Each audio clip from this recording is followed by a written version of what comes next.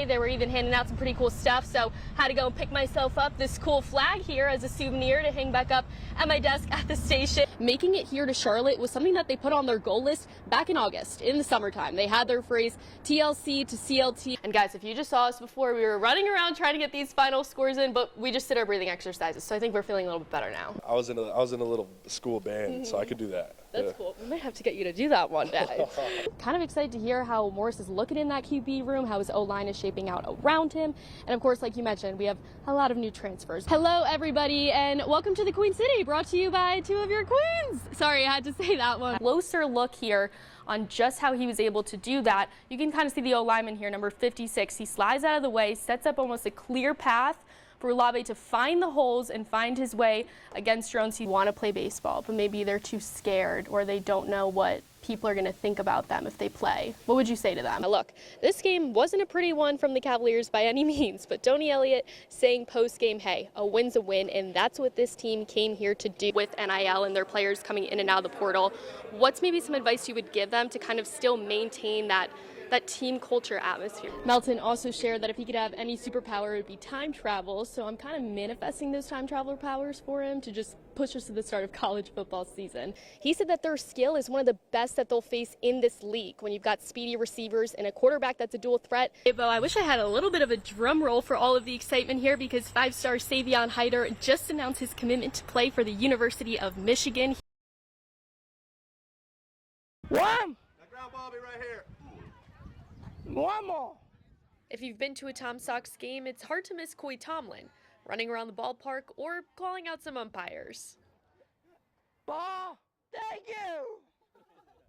He's the pitching coach for the Tom Sox and the son of head coach Randy Tomlin. What's your favorite part about coaching? Visitors. Your pitching calls? Yes. Coy was diagnosed with autism at an early age, but that didn't stop Randy and his wife from wanting to give him the best life. He joins us, whatever I do, he's in my pocket, and he wants to be a part of everything. From hitting homers in the backyard to following around his dad throughout his coaching career, baseball was a language Coy always spoke. It is? The best thing we could ever done is to get into his world, and his world is trying to get into ours. If you would just kind of let him do and see the things he enjoys doing, and you join with him, he opens up. The players on the team have done the same, feeding off his presence. I think it honestly brings a little more juice. Like, it fires up the bullpen a lot, and typically the bullpen kind of guide the way the game goes with the energy and everything, so Coy does a great job at getting them going. Coy always brings that energy, no matter how late the game goes. Yeah, last night I was sitting around jumping in the extra innings like midnight. I'm sitting there trying to go bed on the chair, and he's jumping around happy. He may not have a bat or glove, but he's a game changer in his own way. If Coy's like that every single day, what excuse do I have? You know, no matter what challenges I'm facing here on this baseball field, and yeah, every day, I mean, Coy has it every day of his life, but yet he wakes up every day the same. Let's go. Hey. Break us down. Break us down, Coy. Break us down. What when I say? Tom Sox. 1, 2, 3. Tom Sox. In Charlottesville, Keara Bruno, CBS 19 Sports. People still feel that, you know, girls belong at home. It's like, well, they belong at first, second, and third, too. Vanessa Goodwin of the Central Little League is making history. She was part of the first 96, invited to the first ever Marie Pepe Legacy Series, where she got to play in Williamsport, Pennsylvania, home of the Little League World Series. She was in her happy place. She was relaxed. She was confident. She was having fun. When someone tells you, Vanessa, you made history, what do you think? Like, how do you feel about that? I feel like happy and honored that I made history, but at the same time, we shouldn't have to make history. We should already be allowed to play. Because when Vanessa plays, she's still just like any other player on the team. Vanessa has a really powerful swing, and there have been multiple times where, you know, she's just hitting the ball just as hard as any of our other teammates. But there's still some people who think that Vanessa or her mom mean to say she plays softball. Sometimes Vanessa will say, no, I play with boys. It's baseball.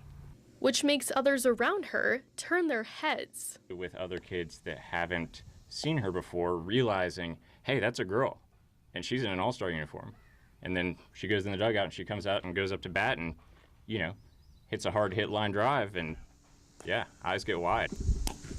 What would you say to other young girls your age, maybe they're younger, and they want to play baseball, but maybe they're too scared or they don't know what people are going to think about them if they play? What would you say to them? Well, you should always try, because if you don't try, you don't know what will happen. And maybe you can make history too. Keara Bruno, CBS 19 Sports.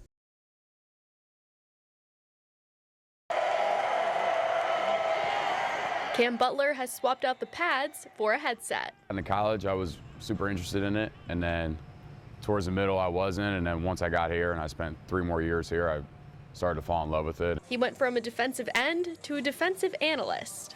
What I've liked is he hasn't lost his energy or his passion, but also I've seen him become even more detailed than he was as a player. Because now he's not just on the field with the coaching staff. I'm not in the locker room anymore. I'm in the locker room with the coaches and trying to learn what the coaches know and learn how to deal with players on and off the field. Butler's recent experience as a player has helped the transfers on the team, like Mitchell Melton, understand the system better. Now that he's with us in the room, we can definitely get that player's perspective on certain plays and certain techniques that we need to perfect, but at the same time, he understands us as players, so that we have really honest and transparent conversations. As for the players he once lined up on the line of scrimmage with, I don't respect his title. I'll call him Coach Butler. They still love hearing both of his perspectives too. When he speaks, he understands that maybe what a coach might be saying may not be what a player is saying, but having a combination of both of those worlds is great. He's also able to have a way to articulate that to the guys a little bit different than maybe myself, because, man, I'm 20 years in. A lot of it is coach talk. But being a coach now doesn't mean he won't be called out.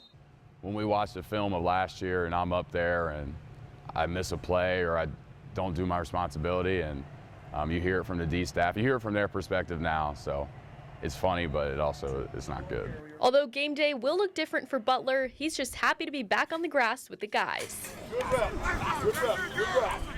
In Charlottesville, Keara Bruno, CBS 19 Sports.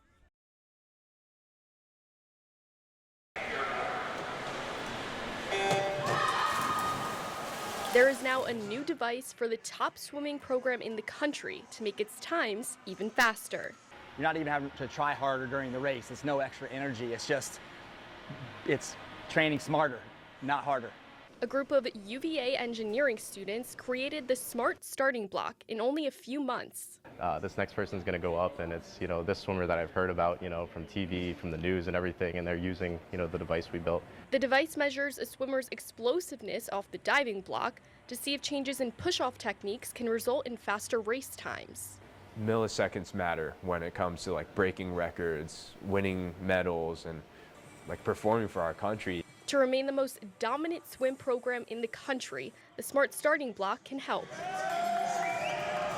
Sensors measure the magnitude of the push-off, and that information gets sent to an app for the coaches to see the results in real time. Having that data there allows people to get better faster because they know now what they need to fix, what needs to improve.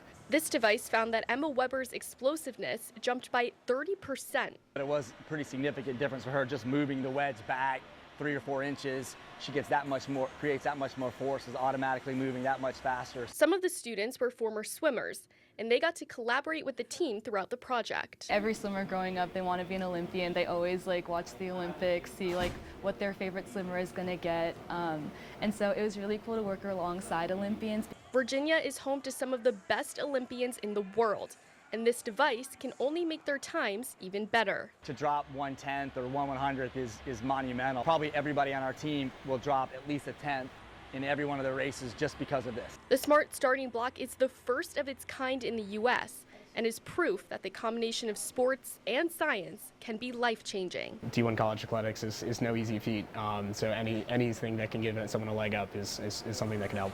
And also help shape the future of college athletics. In Charlottesville, Keara Bruno, CBS 19 Sports. I'm bringing out the archives for this video. Clearly, it looks pretty old because the last time these two teams met was back in November of 2018. Right now, they have UVA as that a number 11 seed, meaning they have them winning the ACC. It's also ranked 4th best in the ACC in completion percentage with almost about 70%. And it's also not just him. He has dynamic weapons all around him on the field. Dallin Hall, he finds Sam Lewis. You can kind of see right here, he's got a contested 3 over here, but you know what? He's going to take the shot anyway, and what is he going to do? He's going to knock it down. The Cavaliers defied everyone's expectations and finished in sole possession of 1st place at the end of the regular season. And they made some history along the way, too. Relive the 2025 UVA football season that was one to remember through the eyes of the team. Everyone knows they're amazing players, but they're also amazing friends. I got to chat with the two of them about their friendship that dates back long before they got on the football field. So just like Chandler Morris, Rabula is a dual threat quarterback, and having one of those worked out pretty well for the Hoos this past year. There's also some pretty interesting connections to note here, too.